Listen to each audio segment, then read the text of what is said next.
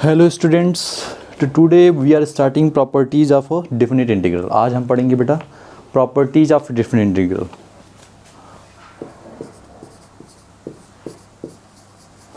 Properties पढ़नी है हमको, प्रॉपर्टीज़ ऑफ डेफिनेट इंटीग्रल्स। ठीक, तो डेफिनेट इंटीग्रल्स में बेटा होता क्या है, हमको प्रॉपर्टीज़ पढ़नी है। मैं आपको सारी प्रॉपर्टी पहले बता देता हूँ, फिर उस पर हम क्वेश्चंस कर लेंगे। ठीक, तो सबसे पहले प्रॉपर्टी नंबर 1। ठीक है, एनसीईआरटी में हम इसकी नंबरिंग भी देख लेंगे। Property number 1 is known as P0 in NCERT. तो पहली प्रॉपर्टी क्या है कि integral a to b fx dx equal to integral a to b ft dt। ठीक है बच्चों, तो ये पहली प्रॉपर्टी जिसका नाम P0 है, इसका मतलब क्या है? इसका मतलब ये है स्टूडेंट्स कि अगर जो हमारा इंटीग्रल है वो डिफिनिट इंटीग्रल, वो लिमिट से फ्री है, सॉरी वो वेरिएबल से फ्री है, independent of variable. That means कि definite integral is independent of variable. Integral is independent, sorry IN, independent of variables. मतलब यहाँ पे इस प्रॉपर्टी में ये बताया गया है बच्चों कि जैसे यहाँ पे fx dx लिखा और यहाँ पे ft dt लिखा, बोथ में चेंजेस क्या है? बस हमने वेरिएबल चेंज किया है, तो दोनों केस में आंसर आपका सेम आएगा। ठीक है, तो आप इसको चाहिए तो आप इसको कर भी सकते हैं। डेफिनेट इंटीग्रल का ये जो प्रॉपर्टी है P0, इस पर मैं एक क्वेश्चन करके दिखाता हूँ आपको, जिससे आपको समझ में आ जाएगा कि ये प्रॉपर्टी ट्रू है। ठीक है, तो चलिए हम लोग एक क्वेश्चन कर लेते हैं इस पर। तो क्वेश्चन क्या है बच्चों, देखिए सपोज कर लेता हूँ मैं कि एक क्वेश्चन, सिंपल सा क्वेश्चन ले लेता हूँ। fx लेट नहीं, डायरेक्टली सपोज करते हैं 1 2 3 x dx। ठीक, हमने एक फंक्शन ले लिया fx dx। तो यहाँ पे fx क्या है, व्हाट इज fx? तो हियर fx इज x। ठीक है, तो इसको सॉल्व करेंगे तो ये क्या आ जाएगा, ये आ जाएगा आपका x स्क्वायर बाई 2, और इस पर लिमिट लग जाएगा 1 2 3, और 2 कांस्टेंट है तो ये बाहर हो जाएगा 1/2, और ये x स्क्वायर पे है आपका, लिमिट हो गया 1 2 3। अब हम लोग क्या करते हैं, सबसे पहले अपर लिमिट पुट करते हैं। तो अपर लिमिट पुट कर लिया यहाँ पे 3, तो ये हो गया 3 स्क्वायर, माइनस फिर लोअर लिमिट पुट किया तो 1 स्क्वायर, और ये वैल्यू आ गई 3 स्क्वायर मीन्स 9, और ये हो गया 1। तो 9 minus 1 8, this is equal to 1/2 into 8, और ये हो गया आपका 4। तो ये आपका 4 आ गया। ठीक है, तो ये वैल्यू क्या हो गई हमारी, 4 आ गई। चलिए दूसरा क्या है, ये हो गया लेफ्ट साइड। अब मैं इसको तो हमने किया था, क्वेश्चन था 1 2 3 x dx, ये आ गया मेरा 8। ठीक है, मैं इसको यहाँ लिख भी देता हूँ ऊपर।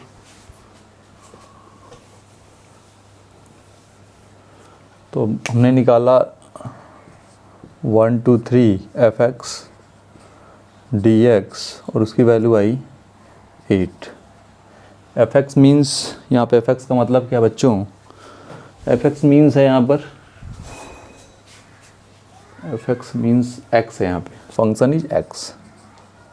ठीक, अब हम इसका ft वो निकालेंगे, t में निकालेंगे। मतलब मैंने फंक्शन चेंज कर दिया, यहाँ पे x रखा था, अब मैं इसका 1 2 3 t dt निकालूंगा। ठीक है, मतलब जहाँ x dx था वहाँ पे मैंने t dt कर लिया। इसकी वैल्यू फाइंड करते हैं,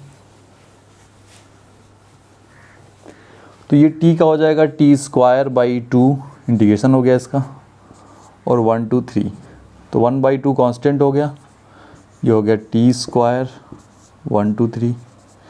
अब ये 1/2, इस पर वैल्यू पुट करेंगे तो ये फिर से आएगा 3 स्क्वायर माइनस 1 स्क्वायर, और ये हो गया 1/2 9 माइनस 1, और ये भी वही आ रहा है आपका 1/2 into 8, that mean 4।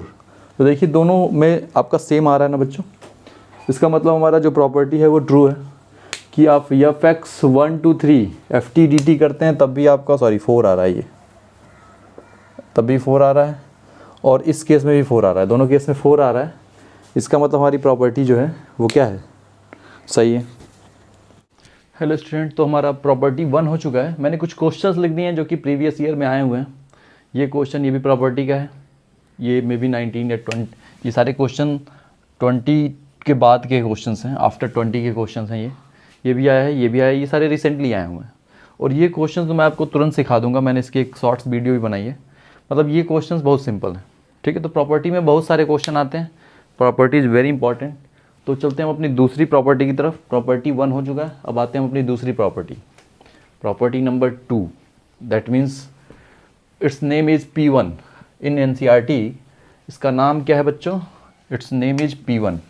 Property P1 says that if a limit a to b of fx dx, तो if we change the limit the one minus sign occurs. अगर हम लिमिट को चेंज कर दें तो बाहर एक माइनस साइन आ जाएगा, ठीक है। दैट मीन्स आप लिमिट जब चाहें आप चेंज कर सकते हैं स्टूडेंट्स, बस आपको क्या करना है, एक माइनस बाहर लगा देना है, वो बैलेंस हो जाएगा, ठीक है। तो ये है प्रॉपर्टी नंबर P1। इसकी वेरिफिकेशन आप कर सकते हैं, if you want you can verify it. आप यहाँ पे कोई फंक्शन ले लो कि लाइक fx इक्वल टू, मैंने ले लिया कुछ भी ले लिया x², ठीक। आप इसमें पुट करो, इसकी लिमिट ले लो कि 2 से लेकर 4 तक है ये x² dx। इसका कर लीजिए, इसको सॉल्व करते हैं, देखते क्या आता है। ये हो जाएगा x² अप 3/3 हो जाएगा, लिमिट लग जाएगी 2 to 4। आप इसको सॉल्व करते जाओ, ये हो जाएगा 1/3, 4 to the power 3 minus 2 to the power 3, and answer क्या हो जाएगा? आंसर हो जाएगा 1/3, 4 क्यूब 64 माइनस 8। दैट मीन्स ये हो गया कितना? 1/3, 64 माइनस 8 56, और ये आ गया आपका 56/3, ठीक। तो देखिए मैंने बच्चों ये लेफ्ट हैंड साइड कर दिया, LHS कर दिया। अब इसकी प्लेस पे हम राइट हैंड साइड करेंगे, LHS कर लिया है। अब इस क्वेश्चन के अकॉर्डिंग राइट हैंड साइड क्या हो जाएगा? तो राइट हैंड हो जाएगा माइनस लिमिट 4 नीचे कर देंगे, 2 ऊपर कर देंगे, x² dx, ठीक है। LHS हमने ये अभी के सॉल्व किया है, ये अभी मैंने सॉल्व किया है, ये यहाँ पे था, ठीक। इसको मैंने सॉल्व कर दिया। अब हम लोग RHS पे आ रहे हैं, तो LHS हो चुका हमारा, this is left one done. अब हम राइट वन करते हैं, तो लेफ्ट साइड की वैल्यू को हम सेव कर लेते हैं कि LHS कितना है हमारा? 56/3 आया है LHS, ठीक। अब मैं इसको हटाता हूँ यहाँ से, देखिए LHS हटा दिया मैंने। अब हम आ जाते हैं RHS की तरफ। देखिए RHS हमारा क्या है? RHS ये है कि -4 to 2 x² dx, ठीक। x² का इंटीग्रेशन वही होगा बच्चों, x³/3, तो 1/3 बाहर आ जाएगा, माइनस पहले से है, लिमिट लगेगी, लिमिट हो जाएगी 4 to 2, ठीक है। अब सबसे पहले हम लोग अपर लिमिट पुट करते हैं, तो सबसे पहले आप 2 पुट करेंगे इसमें, -1/3, 2 to the power 3, फिर 4 पुट होगा, lower limit 4 to the power 3, और इसके लिए हो गया ये 1/3, 2 cube is 8 minus 4 cube is 64, and 64 minus 8 is -56, और आगे है -1/3, और ये भी देखिए बच्चों सॉल्व करने में 56/3 आ रहा है, ठीक। तो ये वेरिफिकेशन है, मैंने सिंपली एक एग्जांपल लेके वेरीफाई कर लिया। हम इस प्रॉपर्टी को प्रूफ भी कर सकते हैं बच्चों, ये बहुत टफ नहीं है, आप इसको चाहें तो प्रूफ भी कर सकते हैं। मैं वो भी करके दिखा देता हूँ, इसको प्रूफ कर देता हूँ, ठीक है। यहाँ पे देखा ना आपने, RHS भी यही आया, LHS जो कि ये था, LHS इसका था कितना? LHS था 2 to 4 x² dx, तो LHS की वैल्यू भी ये आई थी। RHS ये जो है इसको उल्टा किया था, लिमिट मैंने माइनस लगाया था, उसकी वैल्यू भी यही आई है, ठीक। तो हमारी प्रॉपर्टी नंबर P1 जो कि दूसरी प्रॉपर्टी है, दूसरी प्रॉपर्टी का नाम NCERT में क्या रख दिया गया है? P1 रख दिया गया है बच्चों, P1 नाम रखा गया है इसका P1, बट है ये दूसरी, क्योंकि NCERT में आपकी जो प्रॉपर्टी शुरू होती है वो P0 से स्टार्ट होती है। तो पहला प्रॉपर्टी P0 है, फिर P1 है, फिर P2 है, P3 है, P4 है। ऐसे करने से फ़ायदा ये होगा कि NCERT का रेफरेंस अगर आपको याद है तो मे बी इन एग्जाम अगर आपके पास टाइम कम है तो आप डायरेक्टली ये प्रॉपर्टी का नेम बस लिख दोगे तब भी ऐसे चलेगा, ठीक है। If you have a lack of time कम पड़ रहा है, then you don't write the whole property, you can only write this symbol, this name, ठीक है, एज अ एविडेंस कि I am using property number 4, using P4, then it will be good. तो ये भी सही हो जाएगा उस समय, ठीक है। तो इसीलिए मैंने NCERT की नंबरिंग बता रहा हूँ आपको, ये काम आएगा आपके। ठीक है। बट हाँ, प्रॉपर्टी तो आपको याद रखनी है, विदाउट प्रॉपर्टी हो ही नहीं सकता ये, तो प्रॉपर्टी बिना याद किए नहीं होगा। नंबर भी उसका याद कर लें तो अच्छा है, नहीं याद करें तो भी कोई दिक्कत नहीं, प्रॉपर्टी याद कर लीजिए आप। तो हमारी प्रॉपर्टी नंबर P1 हो गई, जो कि ये कहती है, P1 क्या कहती है कि A to B fx dx है। और इसमें होगा क्या कि अगर हम चाहें तो लिमिट को चेंज कर सकते हैं, इंटरचेंज कर सकते हैं विथ ईच अदर। बस करना क्या होगा, हमको एक माइनस साइन आगे लाना होगा। ठीक, आ रहा है बच्चों समझ में? चलिए अब आ जाते हैं property number P2, that means third, तीसरी प्रॉपर्टी। अब हम लोग पढ़ेंगे थर्ड प्रॉपर्टी जिसका नाम है P2। तो प्रॉपर्टी नंबर P2 नाम है इसका। तो ये क्या है, ये कहता है कि A to B fx dx is a function. ये कहता है कि A to B fx dx is a function, is a continuous function. और सपोज कर लीजिए इस फंक्शन में एक पॉइंट लाई करता है between A and B। Suppose कर लेंगे कि let C is a point between A and B। तो एक पॉइंट C है जो कि A और B के बीच में है। तो हम चाहें तो इस लिमिट को क्या कर सकते हैं, दो पार्ट में ब्रेक कर सकते हैं। We can write A to C fx and second one we can write C to B fx।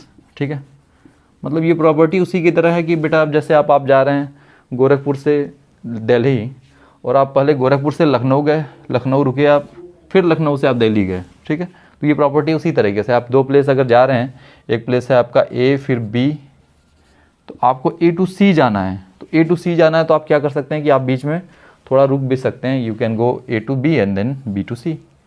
ठीक है, ये प्रॉपर्टी उसी तरीके से, या आप लिमिट को ब्रेक कर सकते हैं दो पार्ट में according to your essence, according to जो भी अकॉर्डिंग टू क्वेश्चन।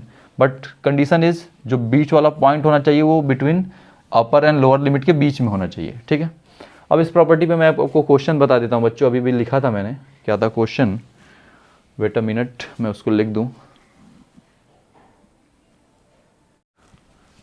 तो स्टूडेंट्स एक क्वेश्चन आता है 0 to 4 mod of x minus 1। इस टाइप का क्वेश्चन आ जाता है बेटा 2 मार्क्स में या 3 मार्क्स में, बहुत ही अच्छा क्वेश्चन होता है ये प्रॉपर्टी नंबर P2 से लगता है। बोर्ड्स में ये आया हुआ क्वेश्चन है जो मैंने लिखा है, मुझे याद नहीं किसी ईयर में आया, बट ये लास्ट भी मे बी 21-22 के सैम्पल पेपर में था या आया हुआ था। ठीक है, अब ये क्वेश्चन ये है कि 0 to 4 mod of x minus 1 dx। ठीक, अब इसमें ये प्रॉपर्टी अप्लाई करनी है, कैसे करनी है, तो यहाँ पे हमने मॉडुलस की एक प्रॉपर्टी पढ़ी है। क्या पढ़ा है भाई मॉडुलस की प्रॉपर्टी, की मॉड ऑफ x अगर होगा तो उसकी दो वैल्यू पॉसिबल है, एक प्लस x एक माइनस x। डिपेंड करता है क्या कि x है कहाँ पे। If x is lies between lies greater than 0, अगर यहाँ पे 0 से बड़ा होता है तो उसकी वैल्यू प्लस x होती है, और if x is less than 0 then वो निगेटिव होता है। यहाँ पे भी सेम है, ये मॉड ऑफ x माइनस 1 है, इसकी भी दो वैल्यू पॉसिबल होगी, इसकी भी क्या होगी आपकी दो वैल्यू पॉसिबल होगी मॉड ऑफ x माइनस 1 की। एक हो जाएगी plus mod of x minus 1, मतलब मॉड ऑफ x की वैल्यू प्लस में आएगी if x is greater than 1 and if x minus x minus 1 if x is less then 1। ठीक, तो यहाँ पे हमको एक पॉइंट मिल जा रहा है 0 से 4 के बीच में, जो कि इस फंक्शन को दो पार्ट्स में डिवाइड कर रहा है। ठीक है बच्चों, तो हम देखेंगे इसको।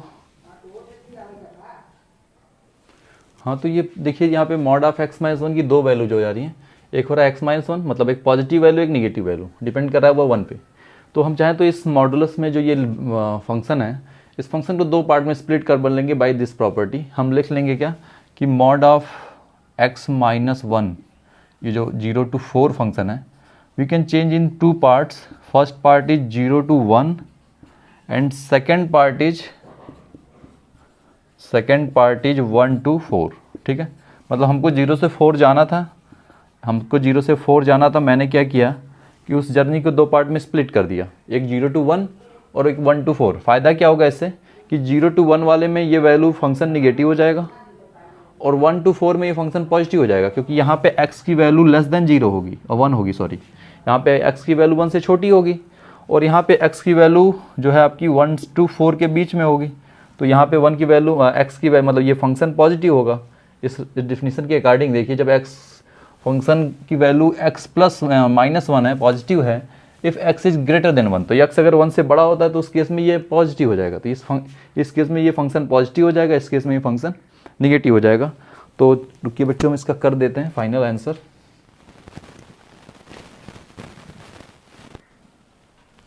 तो इसमें हम लोग निगेटिव पुट करेंगे और उसमें सेकंड वाले में पॉजिटिव पुट करेंगे। तो इसमें निगेटिव पुट कर लेता हूँ बेटा मैं, तो ये हो जाएगा निगेटिव पुट करेंगे तो माइनस बाहर चला जाएगा स्टूडेंट्स, ये हो गया। ठीक, ये निगेटिव पुट किया मैंने, बस माइनस को बाहर कर दिया है। और सेकंड वन में पॉजिटिव होगा, इसमें देखिए कोई माइनस नहीं आया है बाहर। ठीक है, तो ये हो गया आपका।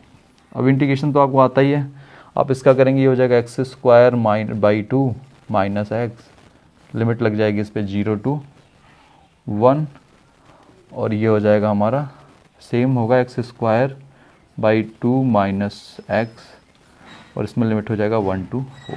ठीक, अब इसको बस सॉल्व करना है स्टूडेंट्स, जैसे आप सॉल्व करेंगे आंसर आ जाएगा। तो मैं डायरेक्टली सॉल्व करके आंसर लिख देता हूँ। ठीक है,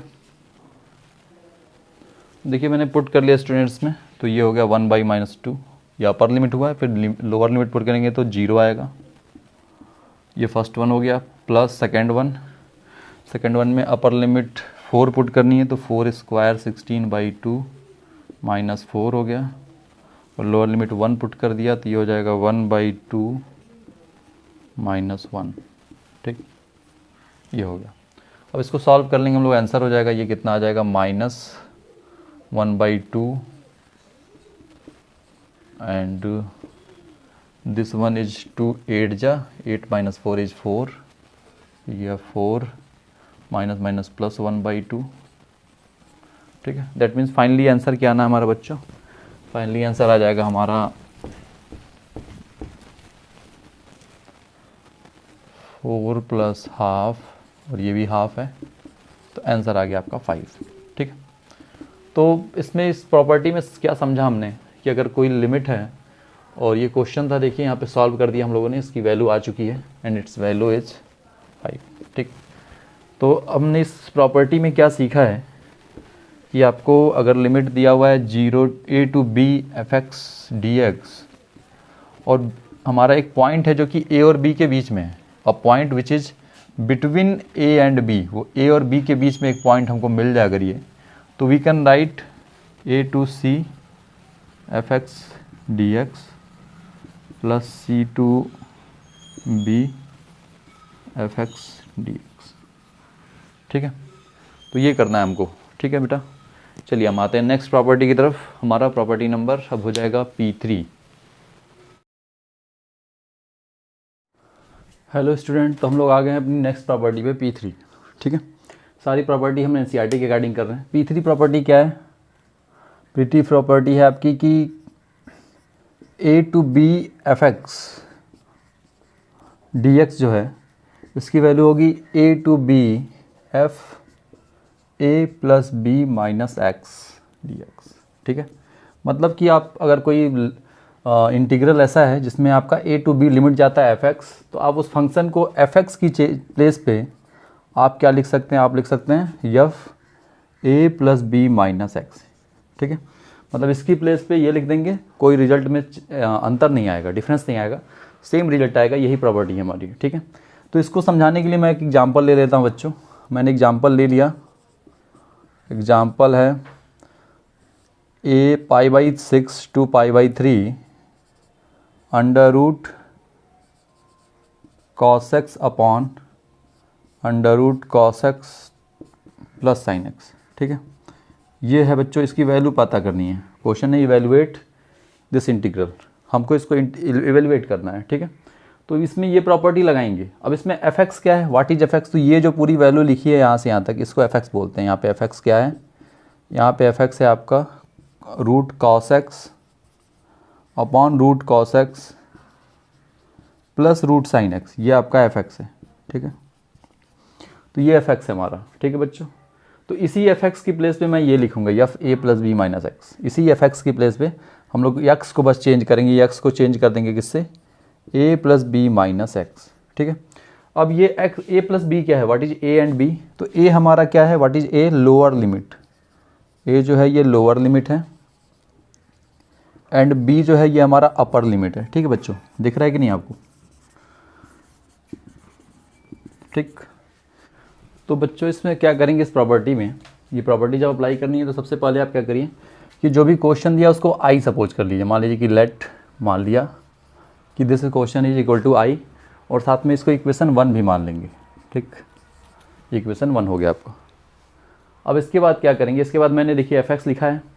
अब हमको चेंज क्या करना है, fx की प्लेस पे, x की प्लेस पे हमको लिखना है a plus b minus x.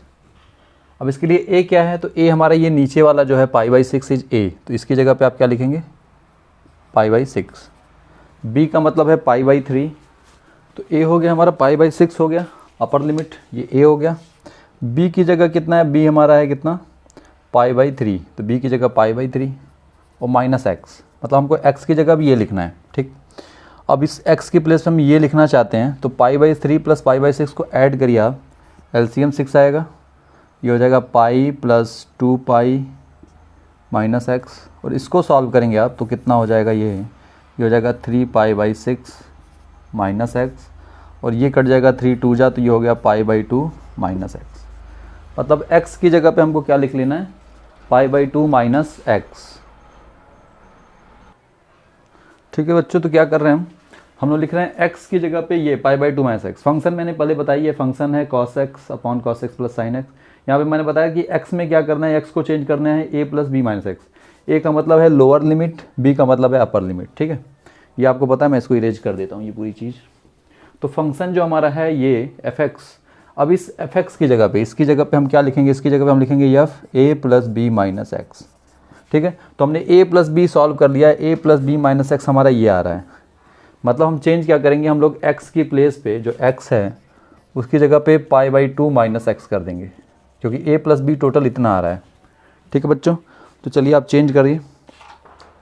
तो यहाँ पे जो ये फंक्शन है, यहाँ पे यही फंक्शन है अपना, यहाँ पे x की प्लेस पे हमको लिखना है π/2 माइनस एक्स, तो ये हो जाएगा under root cos π/2 minus x upon, नीचे भी under root cos π/2 minus x plus sine π/2 minus x. ठीक है, और ये हो गया आपका i की वैल्यू फिर से। अब इसमें हमने एक फार्मूला पढ़ा था बच्चों कि cos 90 माइनस थीटा, याद करिए क्लास 11th में, cos 90 माइनस थीटा ये हो जाता है साइन थीटा। ठीक है, और साइन 90 माइनस थीटा क्या होता है, कॉस थीटा। ठीक, ये बहुत सिंपल फार्मूला होता है। तो बाय दिस फार्मूला हम लोग यहाँ जो कॉस है इसकी जगह पे साइन थीटा लिख लेंगे, दैट मीन्स साइन एक्स लिख लेंगे, अंडर रूट भी है, और नीचे जो है हम लिख लेंगे sine root sine x plus root cos x. ठीक है बच्चों, और इसको इक्वेशन 2 सपोज कर लेंगे।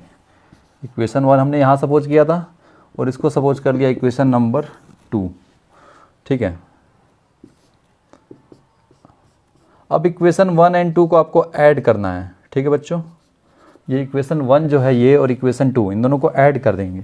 तो मैं लिख देता हूँ यहाँ पे एडिंग, वैसे आपको लिखने की जरूरत नहीं है, मैं आपको समझाने के लिए लिख रहा हूँ, आप डायरेक्टली ऐड कर लीजिएगा, i प्लस आई 2i लिख लीजिएगा। ठीक है, तो एडिंग 1 एंड 2, अब इन दोनों को ऐड किया तो देखिए लेफ्ट में i और i जुड़ेगा तो कितना आ जाएगा, 2i आ जाएगा, और फिर इधर ये प्लस ये होगा तो ये हो जाएगा π/6 to π/3 root cos x upon root cos x plus root sine x plus π/6 to π/3 root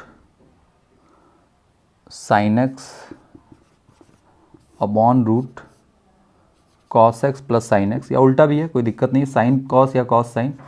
addition में हमको पता है कि एडिशन क्या होता है बेटा, एडिशन कम्यूटेटिव होती है, तो एडिशन में आप ऑर्डर चेंज कर सकते हैं। ठीक, ये लिख लिया। अब इन दोनों में देखिए बच्चों कॉमन क्या है हमारा, इन दोनों में हमारी कॉमन है, हमारा ये इंटीग्रल कॉमन है π/6 से लेकर π/3, और दूसरा हमारा dx कॉमन है। तो दो चीज़ें कॉमन है, मैं दोनों को लिख ले रहा हूँ। देखिए आपको दिख रहा है कि नहीं, फर्स्ट मैं चेक कर लेता हूँ। हाँ बेटा दिख रहा है अभी। अब देखिए कॉमन है तो इसमें कॉमन ले लिया मैंने, क्या कॉमन ले लिया, ये इंटीग्रल कॉमन ले लिया ये, और dx कॉमन ले लिया, dx यहाँ भी है dx यहाँ भी है। तो बचेगा क्या अंदर, अंदर हो जाएगा root cos x upon cos x plus sine x, और यहाँ पे भी हो जाएगा root sine x upon cos x plus sine x. ठीक है बच्चों, अब यहाँ पे देखिए डिनोमिनेटर सेम है तो एडिशन बहुत आसान हो गया। डिनोमिनेटर सेम, हमको पता है कि डिनोमिनेटर सेम है तो हम लोग सीधे ऐसा लिख सकते हैं कि cos x plus sine x, ये डिनोमिनेटर है नीचे, और ऊपर आ जाएगा ये cos x plus sine x. ठीक, ये हो गया। दिख रहा है कि नहीं आपको? पाई बाई 6 से पाई बाई 3, लिमिट अभी भी यही है, और लेफ्ट में 2i आ गया हमारा, तो इसकी वैल्यू ये हो गई। अब यहाँ पे देखिए ये सेम है ना, cos x plus sine x, cos x plus sine x, तो ये कट जाएगा हमारा, और ये कट के 1 आ जाएगा, ये हो जाएगा 1। ठीक है, अब मैं इसको ऊपर लाता हूँ, थोड़ा बहुत नीचे हो गया है। ठीक है, अब देखिए ये हो गया, तो ये कट जा रहा है, ये नीचे भी 1 लिखा था मैंने, फिर से लिख दिया, ये आपका कैंसिल हो जाएगा, ये आ जाएगा 1, पाई बाई 6 से पाई बाई 3, और ये 1 हो जाएगा। 1 का इंटीग्रेशन हमको आता है बच्चों, 1 का इंटीग्रेशन क्या होता है? x, तो ये हो जाएगा pi by 6 two pi by 3, sorry integration अभी कर दिया, इंटीग्रेशन कर दिया तो 1 का क्या होगा? x आएगा, और इंटीग्रेशन साइन अब हट जाएगी हमारी, इंटीग्रेशन साइन हो गई पाई बाई 6 से पाई बाई, सॉरी इंटीग्रेशन हट गया। अब पहले इसमें क्या होता है, पहले अपर लिमिट पुट होता है, जब भी हम लोग इंटीग्रेशन कर लेते हैं और आंसर जो आ जाता है ऐसे f(x) आ जाता है, तो उसमें ये ऐसे हम लोग लिमिट लगाते हैं a टू b। तो सबसे पहले क्या होता है कि पहले आप अपर लिमिट पुट करेंगे, मतलब पहले ये ऊपर वाला पुट होगा इसमें, तो ये आ जाएगा f b आ जाएगा, और फिर इसमें ये लोअर वाला पुट होता है तो ये हो जाता है f a। ठीक है, तो ये आपको पता है ऑलरेडी। ठीक है, तो ये प्रॉपर्टी यहाँ यूज करते हैं, तो ये प्रॉपर्टी नहीं, ये रूल है, इट्स अ रूल। तो ये होगा पाई बाई 3 पहले पुट होगा x की प्लेस पे, और फिर होगा पाई बाई 6। ठीक है, बट यहाँ पे याद रहे बच्चों कि ये 2i की वैल्यू है, i की नहीं है ये, तो ये आप ऐसे कर लेंगे, और i इक्वल टू हो जाएगा 1/2 पाई बाई 3 माइनस पाई बाई 6, और इसको सॉल्व करेंगे तो आप देखेंगे पाई बाई 12 आ रहा है आंसर। ठीक है, तो i हमारा क्वेश्चन था, क्वेश्चन को मैंने i सपोज कर लिया था। तो यहाँ पे मैं एक और भी आपको इंपॉर्टेंट रूल बता दूँ कि यहाँ पे एक रूल निकल के आता है कि अगर जब भी आपको ये प्रॉपर्टी 3 लगती दिख रही है, P3 लगती दिख रही है, तो वहाँ पे एक हमारा रूल ये है कि आप क्या करिए, 1/2 upper limit minus lower limit करिए, तो डायरेक्टली आंसर भी आ जाएगा। ठीक है, तो ये कब होगा? जब आपको एकदम श्योर आप रहें कि वो फंक्शन क्या है। अगर वो फंक्शन प्रॉपर्टी P3 पे सेट हो रहा है, तो P3 पे अगर वो सेट होता है तो आप सीधे ये फार्मूला यूज कर सकते हैं, मतलब by this formula you can solve directly. अगर वो मल्टीपल चॉइस क्वेश्चन है तब आपको डायरेक्टली करना है, नहीं तो आप अगर otherwise you can solve whole the question. तो अगर मल्टीपल चॉइस आ जाएगा तो हम सीधे एक फार्मूला पढ़ लेंगे कि 1/2 upper limit minus lower limit. जैसे यहाँ पे अपर लिमिट आपको क्या दिख रही है क्वेश्चन की? पाई बाई 3 दिख रही है, और माइनस लोअर लिमिट क्या है? पाई बाई 6 है, और वहाँ पे 1/2 उसके आगे मल्टीप्लाई हुआ है, यही आंसर हो जाता है डायरेक्टली। ठीक, तो ये हो गया हमारा प्रॉपर्टी नंबर P3। अब प्रॉपर्टी नंबर P4 इसी का एक क्या है, पर्टिकुलर केस है, मतलब P4 भी P3 से जुड़ा हुआ है। ठीक है, अभी आते हैं उस पर। हेलो स्टूडेंट्स, तो नेक्स्ट प्रॉपर्टी P4 जो है पर्टिकुलर केस है P3 का। देखिए कैसे, P4 में क्या है, 0 to a fx dx, और इसकी वैल्यू है आपकी 0 to a f a minus x dx। ठीक है, अब इसमें हुआ क्या है कि हमारी जो प्रॉपर्टी P3 थी ये उसी का पर्टिकुलर केस है। कैसे? उसमें था a to b f x dx equal to a to b f a plus b minus x। ठीक है, अब इसी में क्या करें, अगर हम x की प्लेस पे, सॉरी यहाँ पे a जो है 0 हो गया है, a बन गया हमारा 0 और b बन गया हमारा a, ये कर दें तो इससे ये बन जाएगा। आप रख के देख लीजिए, यहाँ 0 रख दिया, b को a रख दिया, और ये काम आप इधर राइट साइड पे करिए, तो ये 0 हो गया, ये a हो गया, और a 0 है तो ये 0 हो जाएगा, और ये a हो जाएगा, तो 0 प्लस a बन जाएगा a माइनस x। ठीक, आया समझ में? तो P4 is a particular case of P3। इस पे भी क्वेश्चन सेम वैसे ही होंगे जैसे P3 पे हैं। P3 वाले क्वेश्चन इसमें भी होंगे, उसी टाइप के क्वेश्चंस। लाइक मैं एक एग्जांपल लिख देता हूँ आपके लिए। जैसे हमने एग्जांपल ले लिया वैसे ही जैसे लिया था, 0 to π/2 sin x upon cos x plus sin x dx। अब क्वेश्चन है evaluate 0 to π/2 sin x upon cos x plus sin x, ठीक है। तो सेम इसमें भी क्या होगा कि इसको हम पहले I सपोज कर लेंगे, फिर अप्लाई करेंगे, अप्लाइंग प्रॉपर्टी P4 अप्लाई होगी तो ये हो जाएगा 0 to π/2 और ये फंक्शन जो fx है ये चेंज हो जाएगा, ये हो जाएगा sin π/2 माइनस x अपॉन नीचे भी हो जाएगा cos π/2 minus x sin π/2 minus x, ठीक है बच्चों। अब हमको पता है कि sin 90 minus theta cos theta हो जाता है, तो ये हो जाएगा cos x, ये हो जाएगा sin x, ये हो जाएगा cos x और ये हो जाएगा हमारा dx। इसको इक्वेशन 2 सपोज कर लेंगे, ठीक है बच्चों। अब देखिए 1 और 2 को ऐड कर देते हैं। मैं 1 और 2 दोनों दिख रहा है आपको बच्चों, सॉरी। तो स्टूडेंट्स 1 यहाँ पर है, ये दिस इज 1 और ये 2 है। अब मैं इन दोनों को ऐड कर देता हूँ 1 और 2 को, ठीक है। तो 1 और 2 को ऐड करेंगे तो मैं बीच से इसको हटाता हूँ बच्चों, इसको हटाता हूँ, यहीं पे ऐड करेंगे हम। तो देखिए 1 और 2, ये 1 दिख रहा है, ये 2 दिख रहा है, तो हमने ऐड किया 1 प्लस 2 कर दिया, तो क्या होगा देखिए लेफ़्ट में ये i प्लस आई आपका 2i हो जाएगा कि नहीं, सही है। और राइट में ये प्लस ये। अब इन दोनों में ध्यान से देखिए, इसमें कॉमन क्या है, इसमें 0 to π/2 ये लिमिट मतलब इंटीग्रल साइन दोनों में कॉमन है ना, यहाँ पे भी है, तो ये कॉमन ले लिया तो ये हो गया sin x upon cos x plus sin x।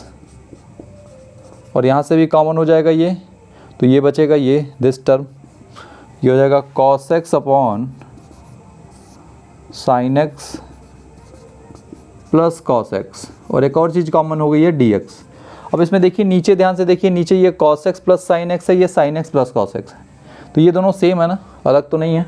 sin x plus a plus b लिखिए आप, या b प्लस a, दोनों केस में है तो वो एक ही, ठीक है, अकॉर्डिंग टू कम्यूटेटिव लॉ। तो ये दोनों को मैंने ऐड कर दिया। अब ऐड करने से देखिए फ़ायदा क्या होता है, ये बन जाएगा आपका एलसीएम सेम, तो ये हो जाएगा cos x plus sin x, ऊपर भी आ जाएगा sin x plus cos x, और ये हो जाएगा हमारा 1 आ जाएगा, और फिर हम 1 का इंटीग्रेशन कर लेंगे, ठीक है। तो ये 1 आ गया, 1 का इंटीग्रेशन हो जाएगा 1 dx, और 1 का इंटीग्रेशन आपका क्या आने वाला है x। तो x पे लग गया 0 से π/2, और 0 से π/2 को पुट करेंगे तो ये π/2 माइनस 0 आएगा, और इधर 2i है तो फिर हम i निकालेंगे तो डिवाइड कर लेंगे, तो i की वैल्यू यहाँ से हो जाएगी π/2 और उसके बगल में 1/2, दैट मीन्स π/4। तो मैंने पहले भी कहा था कि ये upper limit minus lower limit और उसका हाफ, मैंने पहले ही बताया था कि अपर लिमिट करिए, लोअर लिमिट करिए और उसका हाफ कर दीजिए तो आंसर आ जाएगा।